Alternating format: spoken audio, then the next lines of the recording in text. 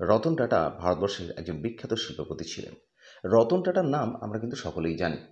Tata গ্রুপের যিনি কর্ণধার বা যিনি চেয়ারম্যান বা যার দাদু ছিলেন টাটা কোম্পানির যে প্রতিষ্ঠাতা, সেই রতন টাটার কথা আমরা বলছি। শুধু ব্যবসার দিকেই নয়, দান ধ্যানের দিকেও তার যথেষ্ট নাম আছে। রতন টাটা দান ধ্যান অনেক করেছেন এবং বিভিন্ন সমাজকর্মমূলক জিনিসেও তার অবদান আছে। টাটা কোম্পানিকে চূড়ান্ত পর্যায়ে নিয়ে যাওয়ার জন্য তার নেতৃত্ব স্বীকার করতেই হবে। তিনি অনেক নতুন নতুন গাড়ি এবং টেকনোলজি আবিষ্কার করেছেন, যেটা আজও মানুষকে নিরাপত্তা দেয় এবং সেগুলো তারা কম খরচে ব্যবহার করতে পারে। আজকের ক্লাসে আমরা রতন টাটা সম্পর্কে কিছু কথা আলোচনা করব। আমাদের উদ্দেশ্য নতুন নতুন ইংলিশগুলোকে কিন্তু জানা। এখানে অনেক নতুন নতুন ইংলিশ আছে, যে জিনিসগুলো তোমাদের অনেক নতুন নতুন স্টক অফ ওয়ার্ডস, গ্রামাটিক্যাল ব্যাপার, যেগুলো ব্যবহার করা তোমরা জানতে পারবে এবং সেগুলো তোমরা অবশ্যই তোমাদের কাজে লাগবে অন্য রাইটিং লেখার ক্ষেত্রে। সুতরাং প্রত্যেককে অনুরোধ করবো যে প্রথম থেকে শেষ অবধি এই ক্লাসটা দেখতে তোমরা নিশ্চয়ই উপকৃত হবে। যারা চ্যানেলটা সাবস্ক্রাইব করে আমাদের সঙ্গে আছো তাদেরকে অসংখ্য ধন্যবাদ। আর নতুনদের বলছি যে চ্যানেলটাকে সাবস্ক্রাইব করতে এবং আমাদের পাশে থাকতে। তাহলে চলো এসো, এবার আমরা লেখাটা শুরু করি এবং আলোচনাটা শুরু করি। Ratan Naval Tata was one of the most well-known and represented industrialists in India.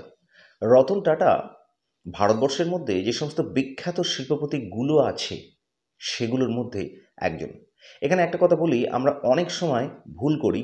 এই যে ওয়ান অফ দ্য কথাটা যেহেতু এখানে আছে, সেহেতু অনেকেই এই ইন্ডাস্ট্রিয়ালিস্ট, এই জায়গাটাতে ইন্ডাস্ট্রিয়ালিস্ট সিঙ্গুলার নাম্বার করে ফেলে, কিন্তু অ্যাকচুয়ালি এখানে বোঝানো হচ্ছে যে শিল্পপতিরা, যে সমস্ত শিল্পপতিরা ছিলেন, প্লুরাল নাম্বার এটা, তাদের মধ্যে ছিলেন রতন টাটা একজন। সুতরাং অবশ্যই এখানে এটা প্লুরাল নাম্বার হবে, কিন্তু ইন্ডাস্ট্রিয়ালিস্টস এটা কিন্তু সিঙ্গুলার নাম্বার হবে না। He was born on December 28, 1937 in Mumbai. এটা খুবই কমন ওয়ার্ড আমরা ইউজ করি। হি ওয়াজ বর্ন মানে তিনি জন্মগ্রহণ করেছিলেন 28শে ডিসেম্বর 1937 সালে মুম্বাইয়েতে। মুম্বাই একটা বড় জায়গা, তাই মুম্বাইয়ের আগে এই ইন প্রিপোজিশনটা ব্যবহার করা হয়েছে। His great grandfather Jamsetji tata was the founder of the tata group.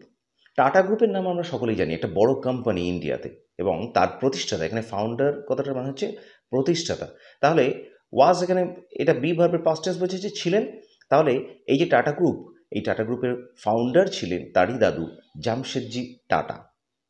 He studied architecture and structural engineering from colonel university. এটা একটা বিখ্যাত ইউনিভার্সিটি এবং এই জায়গা থেকে তিনি স্টাডি মানে পড়াশোনা করেছিলেন কি না, আর্কিটেকচার অ্যান্ড স্ট্রাকচারাল ইঞ্জিনিয়ারিং। এই আর্কিটেকচার অ্যান্ড স্ট্রাকচারাল ইঞ্জিনিয়ারিং এটা হচ্ছে একটা ইঞ্জিনিয়ারিংয়ের একটা ভাগ, এক ধরনের ইঞ্জিনিয়ারিং আর কি, সেটার নাম, সেটাই বোঝাচ্ছে এখানে। কোথা থেকে করেছিলেন? তিনি কর্নেল ইউনিভার্সিটি থেকে করেছিলেন। Later he pursued a management course from Harvard university. তারপরে, লেটার মানে পরে, এখানে LATER লেটার কথাটা মানে হচ্ছে পরে। তারপরে তিনি কি করেছিলেন? হি পারসুড, এখানে পারসুড অ্যাকচুয়ালি পারসুড কথাটা মানে হচ্ছে চালিয়ে যাওয়া, কিন্তু এখানে পারসুড মানে তিনি পড়াশোনা করেছিলেন। এই ভাষাগুলোকে তোমরা নোট করবে এবং এগুলোকে অন্যান্য জায়গায় তোমরা ব্যবহার করতে পারবে। He pursued a management course from Harvard university. Harvard university হচ্ছে বিদেশে একটা নামকরা ইউনিভার্সিটি। তিনি সেখান থেকে একটা ম্যানেজমেন্ট কোর্স করেছিলেন, বিজনেস ম্যানেজমেন্ট বা অন্যান্য ম্যানেজমেন্ট যেগুলো হয় সে ধরনের একটা ম্যানেজমেন্ট কোর্স তিনি সেখান থেকে তারপরে করেছিলেন। He joined the Tata Group in 1962 and started working in Tata Steel in Jamshedpur. তিনি টাটা গ্রুপে জয়েন করেছিলেন। এই যে জয়েন, এটা পাস্ট টেন্স আছে, জয়েন করেছিলেন ইন 1962, সালের আগে আমরা সবসময় ইন ব্যবহার করি। তাহলে 1962 সালে তিনি টাটা গ্রুপ জয়েন করেছিলেন অ্যান্ড স্টার্টেড ওয়ার্কিং, এবং কাজ করা শুরু করেছিলেন। এখানে কিন্তু দুটো ভার্ব আছে, দেখো, একটা হচ্ছে স্টার্টেড, শুরু করেছিলেন, কি শুরু করেছিলেন না কাজ করা। এই যে ওয়ার্কিং, এই ওয়ার্কিং কথাটা এখানে একটা নাউনের মতো ব্যবহার করা হচ্ছে, কিন্তু এখানে একটা নামের মতো ব্যবহার করেছে, একটা নাউনের মতো ব্যবহার করেছে। ওয়ার্কের সাথে আইএনজি যোগ করে কিন্তু একটা নামের মতো ব্যবহার করা হয়েছে এটা। সুতরাং স্টার্টেড ওয়ার্কিং, তার কাজ করা শুরু করেছিলেন in Tata steel in Jamshedpur. জামশেদপুরে যে টাটা স্টিল আছে সেখানে তিনি কাজ করা শুরু করেছিলেন এই 1962 সালে। Letter he became the chairman of tata industries. তারপরে, লেটার মানে পরে আমরা জানি, তাহলে তারপরে তিনি হয়েছিলেন, বিকেম মানে হয়েছিলেন, দ্য চেয়ারম্যান অফ টাটা, টাটার চেয়ারম্যান হয়েছিলেন। তাহলে চেয়ারম্যান একটা বড় পোস্ট, একটা বড় পদ বোঝাচ্ছে, সে কারণে দেখো চেয়ারম্যানের সিটা ক্যাপিটালে লেখা হয়েছে।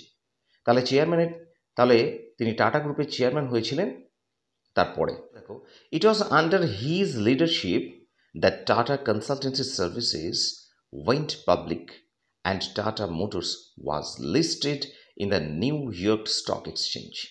আচ্ছা, এখানে একটা কথা বলে রাখি, আমরা সবাই জানি যে টাটা কনসালটেন্সি সার্ভিসেস, এই যে এই কথাটা টাটা কনসালটেন্সি সার্ভিসেস, এই যে কোম্পানিটা, এটা একটা টাটারই একটা কোম্পানি, টাটারই একটা সাব কোম্পানি আর কি, টাটা তৈরি করে একটা কোম্পানি যারা বিদেশে কাজ করে, নাম করা, এটা একটা আলাদা সাব কোম্পানি বা সিস্টার কোম্পানি বলা যেতে পারে টাটা।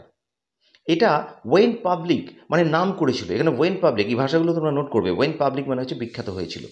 অ্যান্ড টাটা মোটরস, এই যে টাটা মোটরস এটাও কিন্তু একটা আলাদা কোম্পানি টাটার।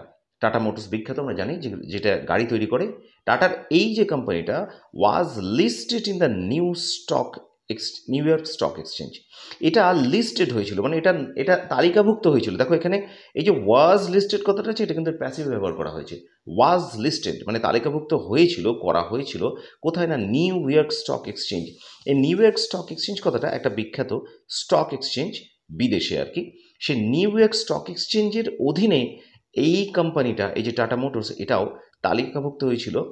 এখানে লিডারশিপ কথাটা মানে হচ্ছে নেতৃত্ব বা তত্ত্বাবধানে, তার নেতৃত্বে আর কি। তো এই রতন টাটার নেতৃত্বে এই কোম্পানিগুলো এই এই নাম করেছিল এবং টাটা মোটরস নিউ ইয়র্ক স্টক এক্সচেঞ্জে তালিকাভুক্ত হয়েছিল। Ratan Tata was awarded the Padma Bhushan in 2000। Padma Bhushan আমরা জানি যে একটা ভারতবর্ষের মধ্যে একটা বড় একটা পুরস্কার। তো রতন টাটা ওয়াজ অ্যাওয়ার্ডেড, এইভাবে তোমার ভাষাগুলো ব্যবহার করবে। রতন টাটা ওয়াজ অ্যাওয়ার্ডেড কথাটা মানে হচ্ছে রতন টাটাকে পুরস্কৃত করা হয়েছিল, এটা প্যাসিভে আছে এই কথাটা। তাহলে Ratan Tata was awarded the Padma Bhushan in 2000। সালের আগে আমরা ইন ব্যবহার করি, তাহলে 2000 সালে ওনাকে পদ্মভূষণ দেওয়া হয়েছিল। And was awarded Vibhushan in 2008। এবং 2008 এই সালটাতে ওনাকে পদ্মবিভূষণ এই পুরস্কারটা দেওয়া হয়েছিল। He led many innovative designs of cars and one of them is the Tata nano model. Led, এই যে লেড কথাটা হচ্ছে LEAD, লিড, লিড মানে নেতৃত্ব দেওয়া, তাহলে লিডের পার্সেন্স হচ্ছে LED, লেড। তাহলে হি লেড মেনি ইনোভেটিভ ডিজাইন। আচ্ছা, এখানে এই কথাটা নোট করার মতো, এই যে ইনোভেটিভ ডিজাইনস কথাটার মানে হচ্ছে, ইনোভেটিভ কথাটার মানে হচ্ছে এমন কিছু একটা যেটা আমি আবিষ্কার করার আগে, মানে কেউ আবিষ্কার করার আগে, তার আগে কখনো আবিষ্কার হয়নি, মানে একেবারেই নতুন, এক এবং অদ্বিতীয়, এই ইনোভেটিভ। তাহলে তিনি অনেক কিছু ইনোভেটিভ ডিজাইনস মানে আমরা জানি কারিগরি জিনিস, যেগুলো তিনি অনেক গাড়ির এগুলো আবিষ্কার করেছিলেন। এবং তারই মধ্যে একটা, one of them is the Tata nano model. Tata nano model আমরা জানি, ন্যানো গাড়ি যে টাটার মডেল, সেই গাড়িটা হচ্ছে সেই ধরনের ইনোভেটিভ মডেলসগুলোর মধ্যে একটা। The model was for the safety of families commuting on two wheelers. এই যে গাড়ির মডেলটা মানে টাটার ন্যানো মডেল, এটা ছিল বা এখনও আছে, এখানে ওয়াজের জায়গায় ইউজও ব্যবহার করা যেতে পারে, এখনও আছে for the safety of families, মানে সেই সমস্ত ফ্যামিলিগুলো বা পরিবারগুলোর নিরাপত্তার জন্য কমিউটিং অন টু হুইলার্স, যেগুলো যাতায়াত করে। এই যে কমিউটিং, এখানে দেখো আইনজি যোগ করেছে, কমিউটিং অন টু হুইলার্স, যারা দু চাকা গাড়িতে যাতায়াত করে তাদের সেফটির জন্য, কারণ দু চাকা গাড়িতে অ্যাক্সিডেন্ট হওয়ার চান্স বেশি থাকে। তো এই ন্যানো মডেল ছোটোখাটো গাড়ির মধ্যে এমন একটা চারিদিক ঘেরা একটা মডেল, যেটা এই গাড়ির সেফটি মানে তাদের ওই সমস্ত যে যারা যে ফ্যামিলির যে মানুষগুলো যে যাতায়াত করে তাদের সেফটির জন্য বা নিরাপত্তার জন্য এই টাটা ন্যানো মডেল আবিষ্কার করা হয়েছে, এবং সেটা রতন টাটার দ্বারাই। আচ্ছা, এখানে যে কমিউটিং কথাটা, এই কমিউটিং কথাটা কিন্তু এখানে একটা পার্টিসিপল হিসেবে ব্যবহার করা হয়েছে।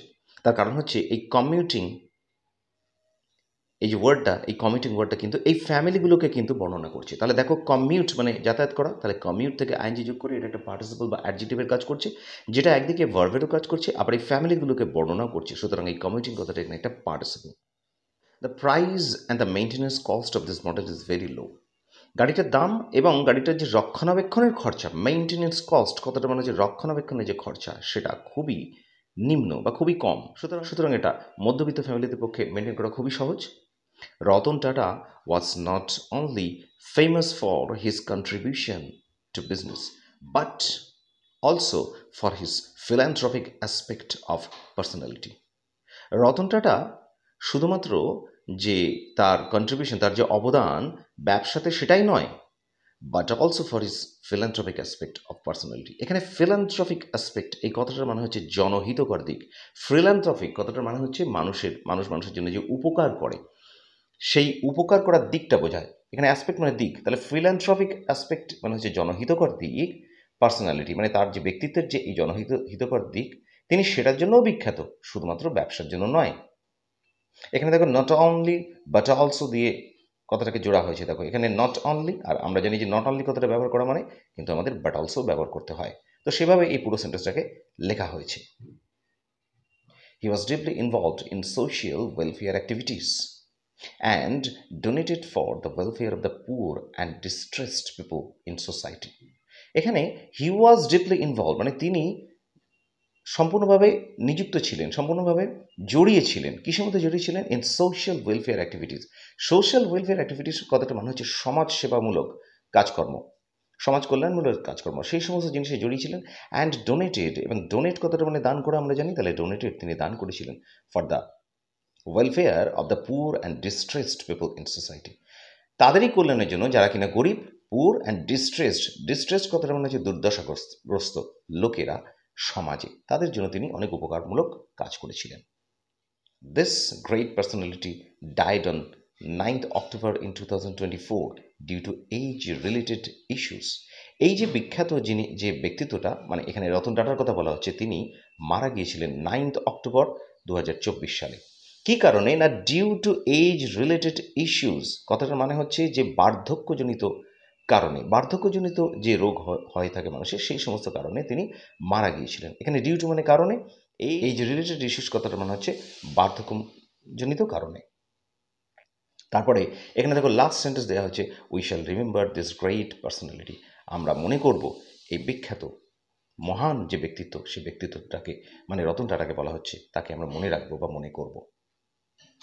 তো স্টুডেন্টসরা, আশা করছি এই যে আজকে রতন টাটার ব্যাপারে যে একটা বায়োগ্রাফি দেওয়া হলো, এই বায়োগ্রাফিটার নতুন নতুন ওয়ার্ডস তোমরা জানতে পারলে, এবং ভবিষ্যতে কারোর ব্যাপারে বায়োগ্রাফি লেখার জন্য কিন্তু এটা তোমাদের সাহায্য করবে। অনুরোধ করছি যে তোমাদের আরও যা রিকোয়ারমেন্ট আছে রাইটিং সম্পর্কে, সেটা লেখো আমাদের, কারণ আমাদের এই চ্যানেলটা প্রধানত তোমাদের রাইটিং শেখানোর জন্য। তাই তোমরা তোমাদের রাইটিংয়ের রিকোয়ারমেন্ট আমাদেরকে লেখো, আমরা তার উত্তর দেবো এবং ভিডিও করব। আজকের জন্য এতটাই, তাহলে দেখা হচ্ছে এবার নেক্সট ক্লাসে। ধন্যবাদ, ভালো থেকো।